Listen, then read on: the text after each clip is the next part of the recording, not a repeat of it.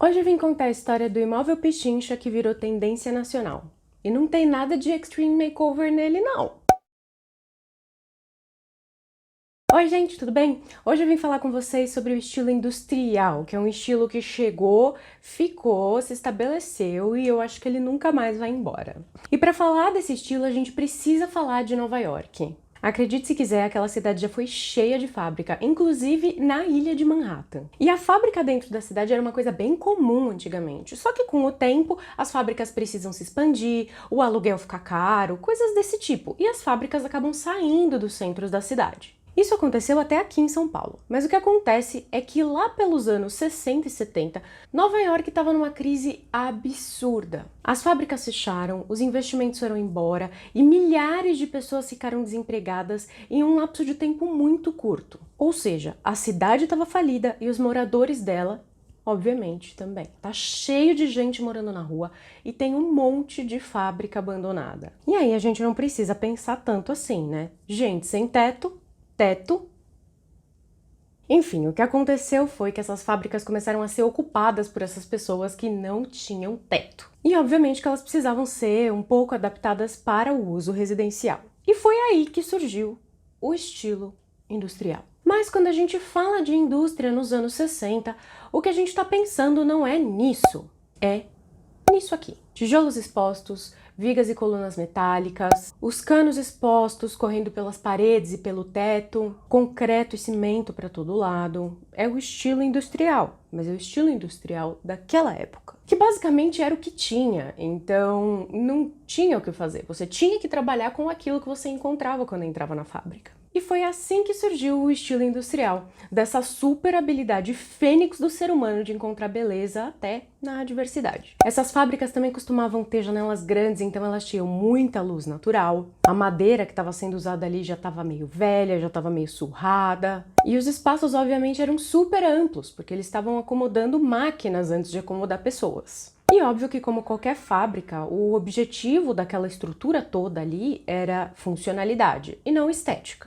Então a gente tinha um monte dessas estruturas funcionais que eram feitas em metal. Tudo isso se desenvolveu, cresceu, viajou para todos os lugares do mundo e aí eu acho que a imagem principal que a gente tem na cabeça é a do loft industrial, que é aquele segundo andar, né, ou primeiro andar, que você tem num apartamento de pé direito alto e que é aberto para baixo. E isso é uma coisa típica de fábrica, porque afinal, fábrica tem pé direito bem alto. E muito se adaptou desse estilo para outros estilos e para outros visuais. E acho que o melhor exemplo disso é o conceito aberto, que hoje em dia é o queridinho dos designers, das pessoas que querem reformar e de todo mundo na face da Terra. E esse conceito aberto nada mais é do que um espaço super amplo em que você vai separar e setorizar os espaços de formas diferentes que não sejam colocar uma parede. E eu acho que eu nem preciso falar da nossa super atual obsessão por mobiliário de serralheria e madeira de demolição, né? É óbvio que veio de lá também. Ah, e também tem a parede de tijolinho exposta, né?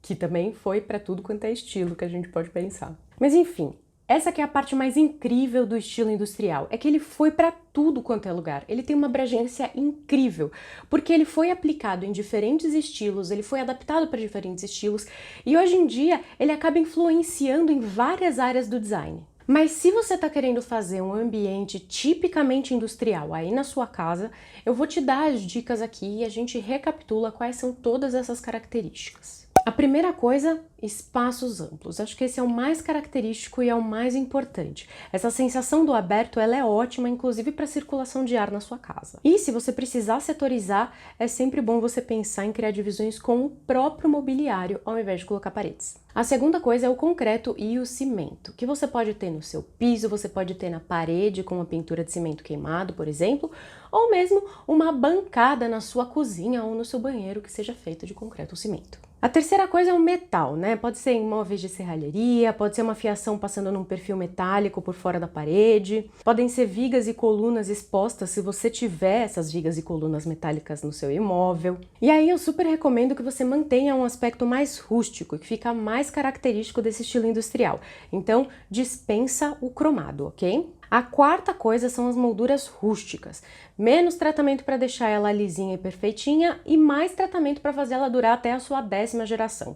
Esse é bem o estilo. Depois a gente precisa pensar que funcionalidade é muito mais importante do que todo aquele ornamento e toda aquela estética quando a gente está falando do estilo industrial.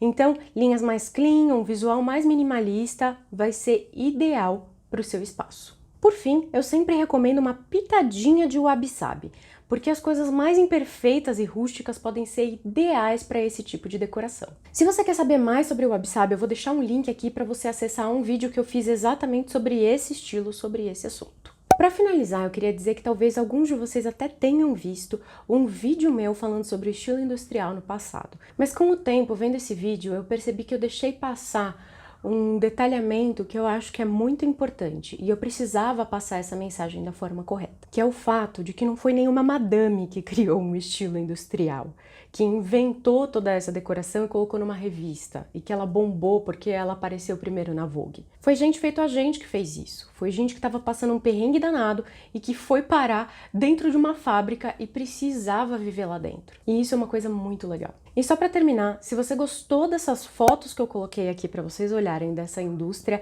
linda, antiga e um pouquinho decadente, eu super recomendo que você busque o fotógrafo que tirou essas fotos, que chama Paul Raffleson. O nome dele tá na descrição e você pode ir lá ver todas as fotos que ele já tirou, porque são incríveis. Bom, gente, por hoje é só. Se você gostou desse vídeo, curta, compartilhe com os seus amigos e se inscreva no canal. E se você tiver alguma dúvida, você sempre pode mandar para mim aqui nos comentários que eu vou ter o maior prazer em responder.